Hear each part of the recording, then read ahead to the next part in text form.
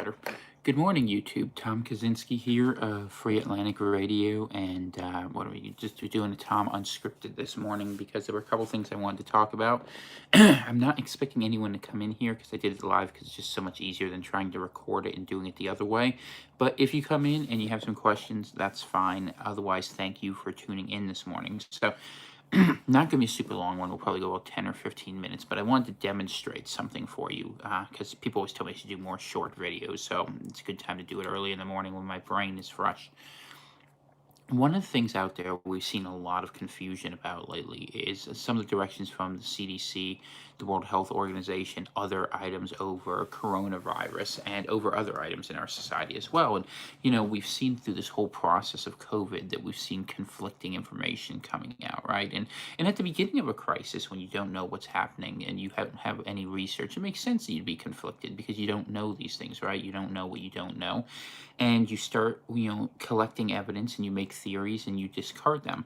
But the whole point of having these agencies, in theory, would be that as time goes by, that as they get more evidence, they would have a more solid understanding of what's happening. And I would say at the point at which we are now well over 6 months from the release of whatever this was, we ought to have a much better idea. But so let me tell you the story. So the CDC at first says this isn't something you need to be worried about.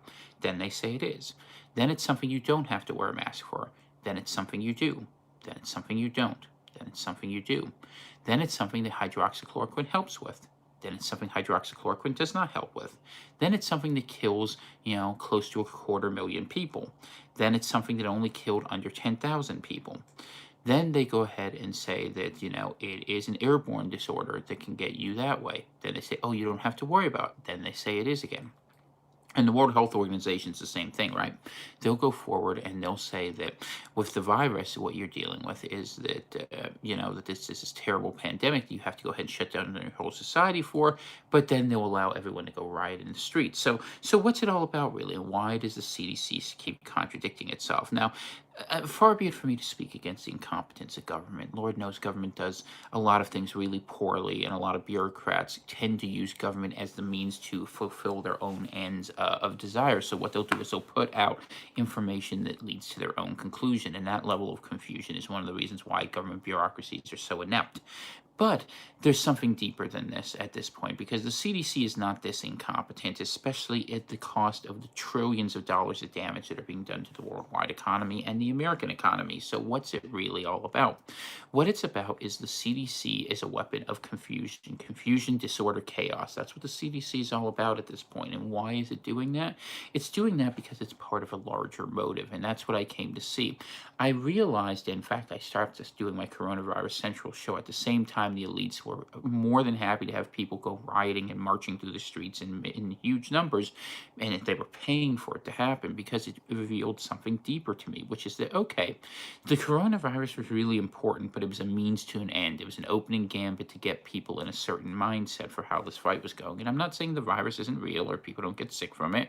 I'm not going that far because I can't justify that. But I am saying that its emphasis was highly overstated, and including in the scientific literature, which is something that's really important to you, which is to let you know that science is the means by which you are often controlled because you are given the illusion of truth that will motivate you and mobilize you to go in different ways. And so what is the scientific truth?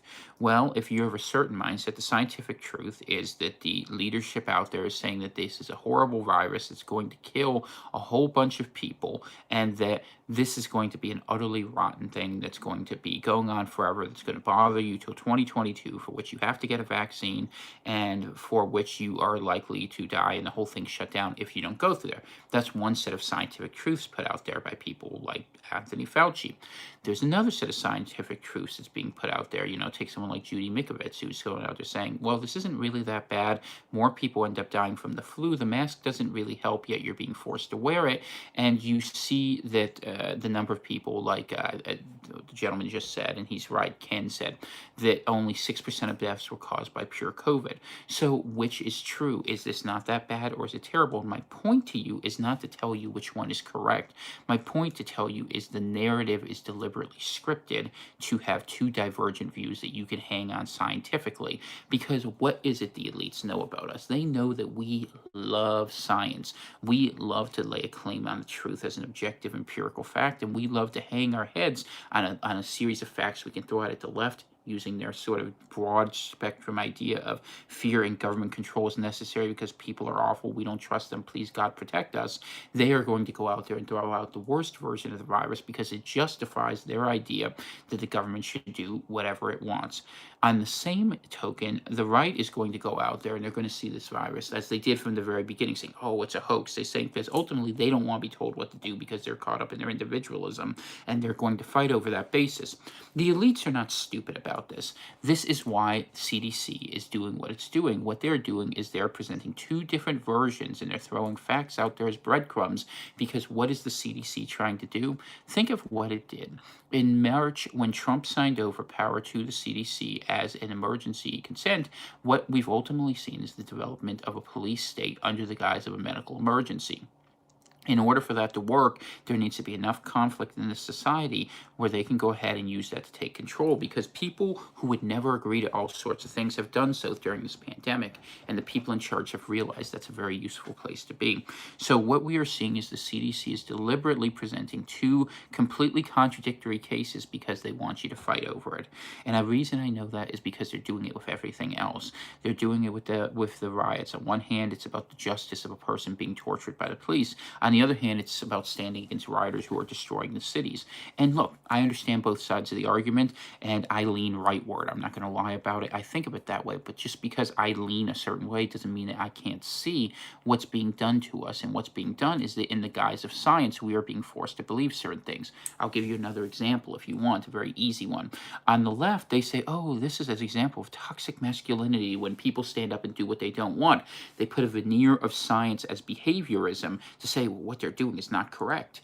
On the same time, if you talk to a Trump supporter or someone on the right, they'll say, oh, that's Trump derangement system, where they're going ahead is saying that ultimately they're saying that, you know, what we're dealing with is something where they're going ahead and they're just going into their own neuroses, and we can't believe them. They're crazy. You know, science is on our side. And my point to this is not to tell you who's in it, because I don't know. I can't answer that question. But what I do know is that we tend to try to appropriate science to our cause, thinking that this method somehow gives us ultimate reality. That's why you have that whole climate change thing out there that they argue about. Even though they can't justify what their conclusions are, it's really a means to move a lot of money. And if you start to understand that the world is actually cooling, funny how it doesn't even fit the basic facts, but you see this over and over again. You see this with COVID, you see it with different things, and what you see is the construction of a narrative. And part of that narrative that you have to understand is not just the, you know, as they're sometimes called, the sheeple, who will follow this idea and say that, okay, well, you know, we're dumb because we're following the government, or we're smart because we're following the government. I mean, the truth is, most people, leadership on the left is kind of like your IQ 120 to 130 crowd, who are kind of betas, who spent their whole lives following orders, and they're going to go around and do what they're told, and they think that they're doing, and they want support for it. Good microcosm of the whole millennial generation. Whereas on the right, you tend to have people who are either very bright or very dumb. And I don't mean offense by that, but it's just the way of the world. People who just go ahead and don't want to believe anything because they don't want to be told what to do. Or some people who can perceive past the sort of narrow version of things and want to be independent on their own. And a few, maybe, who can penetrate the veil of this and say, okay, there's something bigger going on here, because this is what scientism's all about. Now, I'll try to answer your question a little more detailed, Nemanja. Do I think other scientists are also in the game? Here's what I think. I think the game is constructed in such a way, whereas if you're playing chess, you know that a knight makes certain moves. So rather than saying that Judy is in the game, or saying any individual person is in the game, what I would understand is that if you put a carrot in front of a squirrel, it might go for it. Or I should say a nut in front of a squirrel. So what do? They set the board in certain ways, and they put certain facts out there. For instance, if I put a fact out there, that's using an example, the CDC puts out that fact 6% of the people die, only have COVID. They know everyone on the right's going to run to me and go, aha, that didn't happen. But then the very next day, they'll be out there, oh, well, you know, this many people died. And the people will say, aha, not so fast. And so what's it all about? What it's about is the means of locomotion in a society. What you do is you create an argument argument where you're controlling both sides of it. How do you control both sides of it?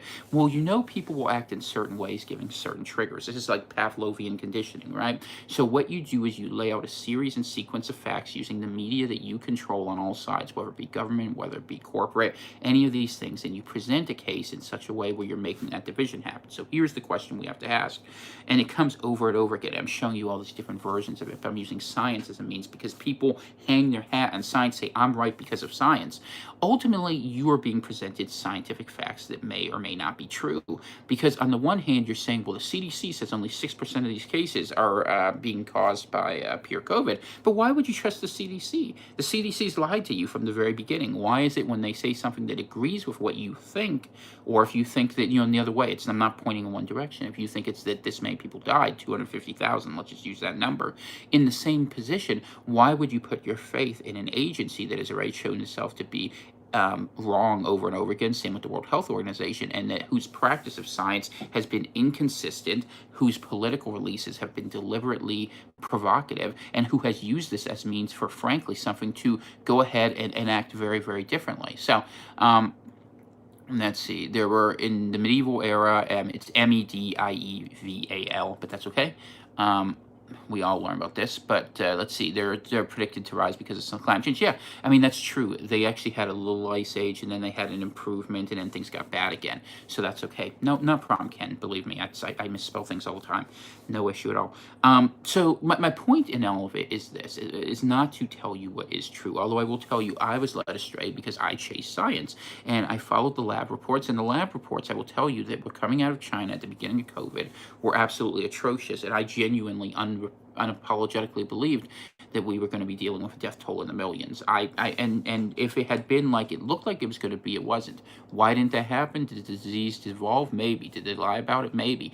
I don't know. But what I do know is that what we are seeing now is incredibly predictable. What we are seeing is deliberate movement of sides against each other. And I'm going to explain how this works in a way that probably might surprise some of you. So some of you have seen the Illuminati symbols, right? The all-seeing eye on top of the pyramid. So you have to understand what that actually says, and it will tell you a lot what the control is. Glad to hear you're still alive, and Joseph out there, and that Breonna Taylor's ghost didn't get you guys yet. So God willing, it goes okay out there. So let's talk about the Illuminati for 1 second and why you see that pyramid symbol. So what is a pyramid? A pyramid is a symbol where when you look at it, at the top you can see everything, but from every angle beneath, you're presented two different dimensions, and everyone is held beneath you because things exist in two different dimensions, right? It's coming down one slope like this and one slope like that. So they're always at opposition, both directly and orthogonally, which is at an odd angle. Why do I mention that? Because if you understand the secret history of the world, you understand what these people are really worshiping. What they look at, and we'll draw it in two-dimensional space, is they are looking at a trapezoid and a eye, like we see on our pyramid symbol, the Great Seal of the Dollar. The trapezoid that's at the bottom of it, built of all those bricks, is the symbolic representation of Nimrod's tower. It is the unfinished work by which elites want to control all things by going ahead and controlling every aspect of your life, okay? That's what they do. They build it up, and they can stare over you in the same way that if you were at the top of the mountain, you can go ahead and you would see everything beneath you. So you can see here, you keep them fighting one another. Because if Democrat here is shooting at Republican here, it's fine. If scientist here is faith here, you can begin to understand how it works. But what you see at the beginning of it, and I'm not making this as an Illuminati symbol in support of it, rather it's just to explain for you, what they do with this sort of thing at the top, with this eye is, that's the falsehood they put at top of it, the light that they bring up. It's the same thing you see on the Mason ring. You see that the architect symbol, and what is it about? It's about creating a series of falsities at the top that confuse you so you can never climb to the top of the mountain. And why would you want to get above the tower they're constructing for you? Well, that's where God is, and that's where you have to get to, and that's the problem. Now, for them, their worship is Luciferian, and I will be very clear about that. They believe it's the revealed light that is through control, and they make sacrifices and blood oblations and all these horrible things. But if you want to know how the secret world works, that's kind of how it is. And what they do is they don't have to control everybody. They have to create the means by which you can be controlled, and this is a very important difference. If they know that every time that you see, if you're like a dog, and every time you see a cat, you're going to chase after it, They don't have to go ahead and change the dog. They just have to have the right cats. You see what I'm saying? And that's kind of how this works, and that's what we have been witnessing, and that's the story that really needs to be told here, is that what we are seeing is the deliberate construction of a series of events that make it impossible for people to work together, that take advantage of people's pre-existing prejudices, where if you're right-wing, if you're left-wing, if you're Democrat, if you're Republican, if you believe in science, if you believe in the media, if you don't believe in them, they know these things. And the point is not to say who is right and wrong. That's not really important. In fact, that's exactly the opposite of what's important. What is important to me is that to present to you that if you get to the point where you automatically go into any given question, right, with the idea that I am going to approach this ideologically and I'm going to say this must be true or this must not be true because I believe A or B, what happens is you've already lost the game, because what will happen is the means of what you believe is what will be worked against you, unless you believe in the absolute truth, which, that's why I'm a Christian and why I talk about these things, right? Because that's something that's deeper and broader than the world. But if you're led by the world, you'll die by the world. And that's what you have to be really careful for. You have to watch for that, because that'll be done over and over again. So when the next pandemic comes, it may be something terrible that's deliberately released that kills a bunch of people, that you say, well, it was a hoax the first time, it won't be a hoax the second. Well, you don't know, because what happened the first time doesn't mean anything about what happened the second time. Or conversely, if you say, I need to go ahead and give power over, well, maybe you don't need to give power because you trust them to go ahead and give you a vaccine one time that's good for you. Who's to say the next one won't change your very being? And this is the problem. You have to understand things as they come and get past the idea that what you've seen before will tell you what you need to know about the future. You can only use that to the extent that you use it to critically analyze what's in front of you, and that's what people are very bad at. And the reason elites can control you is they know you're bad at it. What they do is, in light of actual use of reason, what they like to do is they like to give you systems of thought that we use as shorthand triggers, and be like, we look at things and we use pattern recognition and say, oh, this is good, this is bad. But it's not that simple, and they play that game better than you do because they have control of a lot more resources and they can shape the idea space. This is how you win. It's information warfare. It's Sun Tzu. What you do is you win warfare through deception, and the deception they launch is that these sort of problems. So let me go here. So let's see.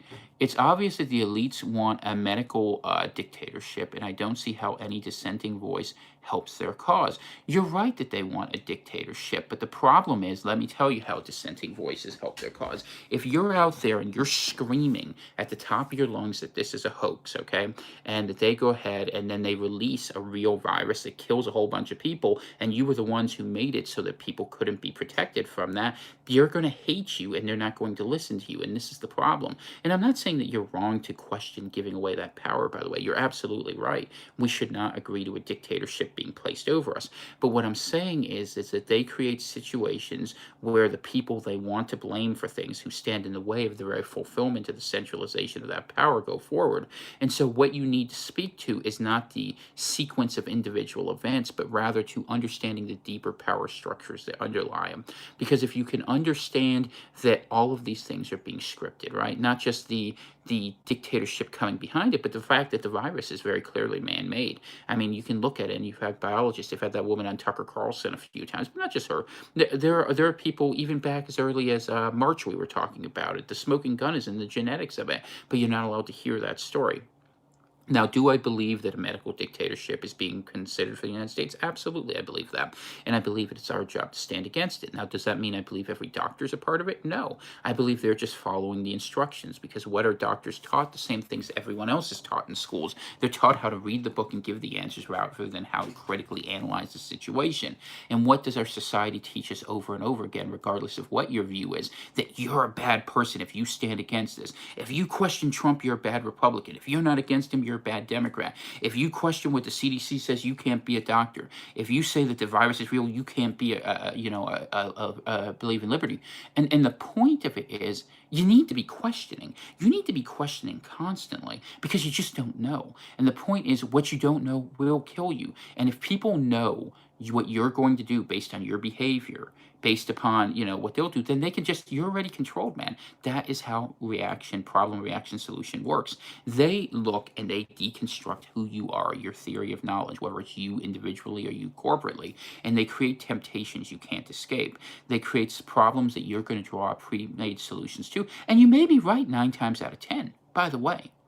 and you may be having perfectly reasonable thoughts, but it's the 10th time that'll kill you. And that's why every time you need to look at it. So why do I dissent about a lot of things? Because ultimately, I'll tell you what's going to happen, in my opinion, that what's going to happen is I do think Trump is going to be reelected, and I think he's going to be reelected because of the fact that it leads to the most chaos, right? The left will go nuts, the right will want to fight, and I think that all we see at the heart of this is an effort to deconstruct society. What started with a medical malady put out there to lead to destruction between us is going to end up in civil war. And the thing about civil war is when you look at the elites and their power structures, they talk often about depopulation, about getting people out of the way. That's what they want. They want left and right to fight one another. And look, I don't agree. I'll be very blunt. I don't agree with 95% of what the left thinks. I don't. Nonetheless, I don't agree with giving people who are paying for them to do these horrible things power because they're a convenient enemy. You understand? And I understand that there are people who genuinely believe the crazy things they believe. Look, I've had Antifa pull guns on me. It's not like I don't understand how rotten those sort of people are. I get that part of it. But what I also get is that they're useful idiots. They're being used as pawn and on the chessboard. Absolutely. You lead by confusion. So what, said Sulker. I'm glad to see you here, by the way. Also, regarding what we were talking about, since you're here, take a deeper look at the Book of Enoch if you haven't. You'll get a lot out of it. And if you are so inclined of a certain Christian mindset, the works of Dr. Michael Lake might be interesting to you on what you're searching. That will parallel what I'm doing, and send me an email or something. You can find me easy enough. newalbion@protonmail.com if you want to go into a little more detail on it, because your search is not that different than mine, although I don't know where it's, if it's pre or post. Anyway, that's a little aside. But what I find is that we are being set up for the creation of an utterly terrible system. But if you want to have a terrible dictatorship, why do people give order? People give order out of chaos. What causes chaos? Discord and political fighting. And look, I'm not here to defend the American system. I think it's lousy. You know that. I've said that many times. But what I'm here to tell you is that the way this is being set up is to create something worse. It's going to create not just a medical dictatorship, and we should not passively accept it, by the way. I don't believe any of that. I mean, I believe in different solutions. We could talk about that some other time.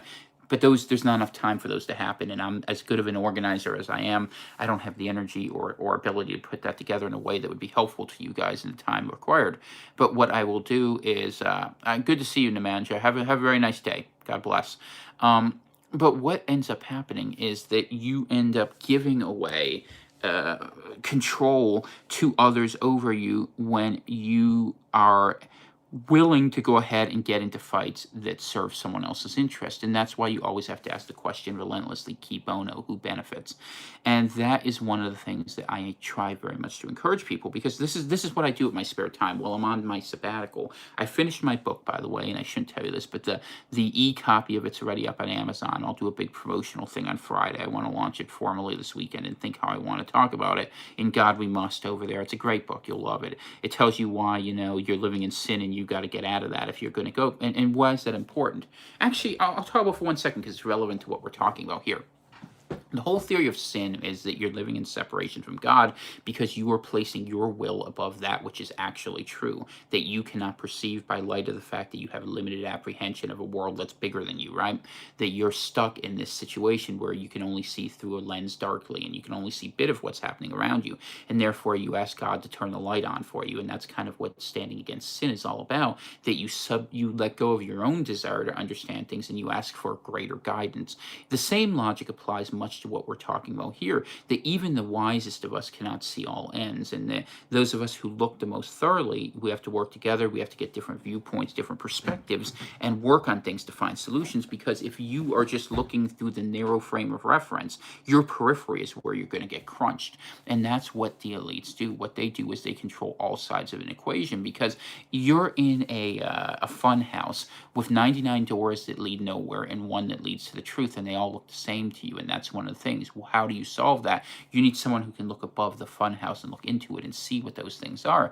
And how can we do that? Well, there's a lot of different ways. The easiest way, the best way, is to pray and be led in solution. The Lord won't lead you wrong, but if you're not ready to go that far, or if you're just not getting the help you need, you work with 99 other people, you all open up the doors and you can solve it pretty fast. And you start to realize, wait a second, why am I being presented all these doors? And you have to think, what is the fruits of what you do? Let's say we go ahead and say, well, I'm going to stand with Trump, and know what? and I'm going to shut these people down, you end up in civil war. You say, I'm Antifa and we're going to have justice. Where do you end up in? You end up in civil war. So you end up with a massive blood sacrifice at the end of this. And you could say, are there things worth fighting for? Sure. I mean, but you need to know that you're being manipulated into it, because there's a difference between fighting someone sort of authentically. Like if you were going out there and this whole thing was being structured in a way where, you know, you saw Antifa going against Proud Boys in the streets and cops trying to separate all them and things, but you don't see that, do you? What you see is billions of dollars have been funneled from corporate entities that were paid out by themselves and the trillions by the Federal Reserve to pay for these people on the streets to go out there and to cause all this havoc and chaos. And why was it done? Well, it was done because they were the useful idiots that make people so mad that people will agree to a dictatorship. They'll even agree to a medical dictatorship, because remember, the same people who are saying that I don't want a medical dictatorship, well, who's the one who's pushing the vaccine the fastest? Donald Trump. Who's the one who's telling Operation Warp Speed? Donald Trump. Who's the one who's going out there saying that, you know, the military is going to provide for this vaccine for everyone?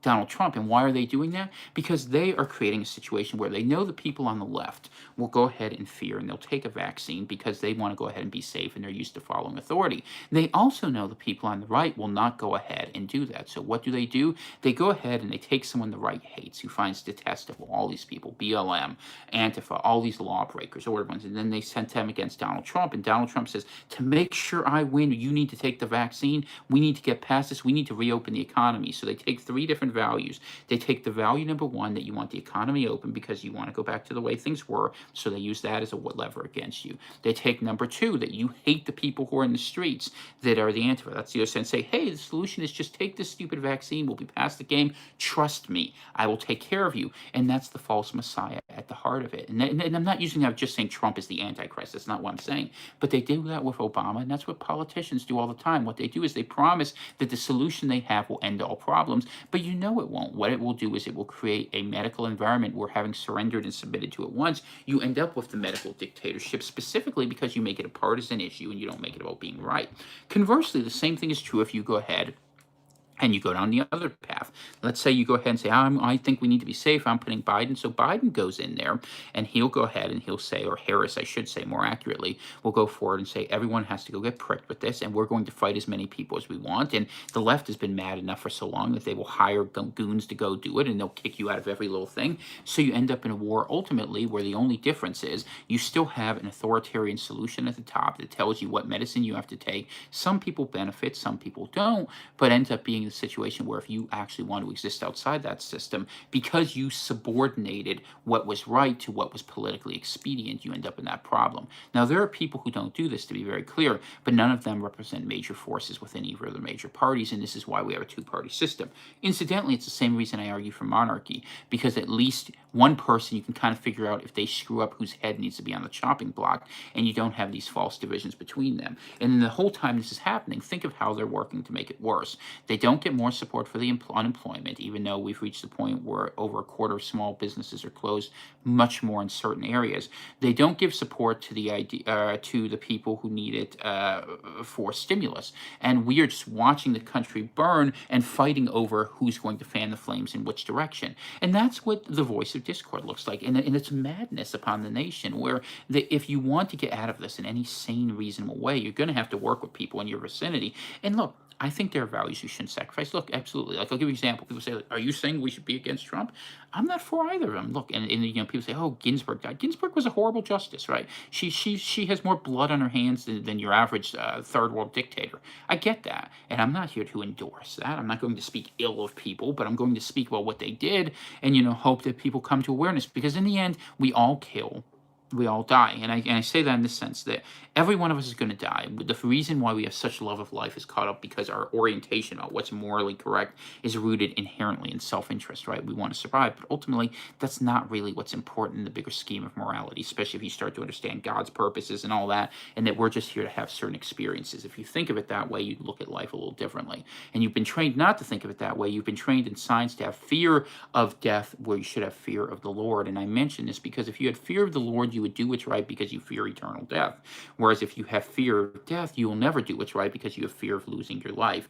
And to live your whole life in fear of what could happen is just as bad as living to try to control the others. So the only thing you really can control is how you see the world, how you act for yourself, and what you take into you, and what you put out of you. And that's what you got to learn to do. And that the reason for my whole show this morning was just as demonstration to people who might not otherwise understand that this is how problem reaction solution happens. And I can tell you where it's going to go. It's not hard to figure it out. Where we are going to go is we're going to be in civil war in about 6 weeks. It might take a little longer to go forward, but we're in the start of it. And absent some external intervention, which could make it worse, something extra, but I don't think it'll happen because other people can see this, we're going to be pushed into these fights. And I will ask you, who benefits? Well, the people with all the money who are going to sit on the backside in their comfy estates where they have, rent-a-cops to boot, are going to watch this happen. And eventually, if one side wins, they're going to come in, put resources behind them like they always do and say, they were the cause of the evil thing. Those evil fascists, they needed to be destroyed, and we're not going to allow anyone in the country again. We'll be those evil communists. We're going to burn all our cities to the ground. But what you'll notice is the same people will be behind it. There'll be a lot fewer people. And then all of a sudden, they'll have a ready-built solution with all those resources. This is a controlled demolition, as sure as Tower 7 was on September 11th. And you need to understand that. And that's what I'm trying to tell you. So what do you do in a situation like that? You don't play by their game. You play by your own game. You figure out what's true, and you seek for that, and you seek people around there. And that's what I go out there and tell you. I'm telling you the future. It's not hard to predict. You can see all the pieces. The CDC shows you, the World Health Organization shows you, the Fed shows you, the politicians show you. And these pieces, what you're allowed to see on the media, even the things you're allowed to see, like controlled opposition, Fox News and all that, you're never really allowed to see the depths of it. And the full depth of it is that all they want to do is use you and herd you in a certain direction because you are expendable. But I believe you have higher capacities. We are spirit-filled beings. So I just pray that each and every one of you find something useful in this lesson, and that maybe it will give you a different way to understand. And I can go out there, and I'm going to do my thing when I come back next week. I'll give you the facts, and I'll give you things so you can speak more intelligently about it. But what I want you to understand is this only leads to one direction. So you ought to be preparing for your families. And how do you do that? There's 3 steps to that. Spiritually, you got to get right with God because you're going to be dealing with the likelihood you may be seeing him soon. I would really recommend that. That's the one thing you can control, and it will make you a better person. It'll give you calmness. It'll give you peace, and it will help you understand, if you accept Jesus Christ as your Savior and you understand that he's got this in the end. You may die, but that's not really important. Something to consider. Mentally, what follows from that is a calmness and an understanding that you need to understand the world around you. Take facts in critically, but do not panic. Panic does you no good, no one good around you, and that you need to assess your situation, look at what's coming, see if you can survive, and do not sacrifice tomorrow for today. It's the worst habit of our society where we'll take a loan of a ton of money that we can't pay for and then be upset when it comes due. It's time for it to go forward. They absolutely want us to panic. Why do they want us to panic again? Because when we panic, we fight one another, and that we give them power over us because they can point in any direction. Aha, look here. They lied. No, they lied. They lied. Ginsburg, Barrett, whatever. You can see how it's going to go. It's so obvious. And the timing is not accidental, not by any means. But the third point, and the one that you'll probably take to heart easiest, but it's true, is physically prepare. It's going to be a long, cold winter. Have a secondary means of providing power for yourself if you can manage that. Have enough food, ability to purify water at an absolute minimum. The one thing you absolutely must do is have means to either have access to a big supply of water or preferably a means to purify it. Why? Because you may need to be on the move, especially if you are in an urban location or in a near suburb. I would not want to be anywhere near there at this point, and I highly recommend whatever sacrifices you need to make, you should deeply consider doing so to get yourself to a place of greater safety. And in any case, find yourself to be around people of like mind and like conscious, and give yourself the opportunity to survive. So that is the best advice I can give you. You want to survive in this world and the next. And if you ever need help with any of those ideas, I'm always easy to reach. The easiest way is go on Telegram, to be honest. t.me/Atlantic. Homeland is the site there. But you're also welcome to send me something at Atlantic_Nation on Twitter. I'll answer there, or I'll be on a Proton Mail. I'll look at it later this evening before I got some things I got to do today, my own preparation, right? So thank you, each and every one of you, for being here. I appreciate that. Let me close with a little prayer. as I always do in this good way. Usually you don't get to see me in the mornings because my nose is knee deep in the Bible and other books beforehand. Maybe one day I'll do a full tinfoil hat. Maybe we'll do it for Friday. You all like that, and I'll tell you my current opinion on what happened in history. It's really weird. It's weirder than you're ready to believe, but that's all right. I'll tell it anyway, and you can think I'm a crazy coot who's entertaining. I know that how people look at me because I know how I used to look at people. Heavenly Father, we just pray that a spirit of wisdom comes over this land and that people become aware and have unveiled the many deceptions against them, that they have the ability to understand your will, and that they have the ability to see that the things that exist today are not of that. And that we ask that you go ahead and unshield our eyes from the truth so that we can understand, and that you provide protection over us, and then I just plead the blood of the Lamb over everyone, and that will help bring them to an awareness of your great power, and that we will be able to then stand against these deceptions, and that more people may come to the Lord as these things begin happening, as these terrible things come forward, that we will begin to have a greater awareness of what's needed to overcome them.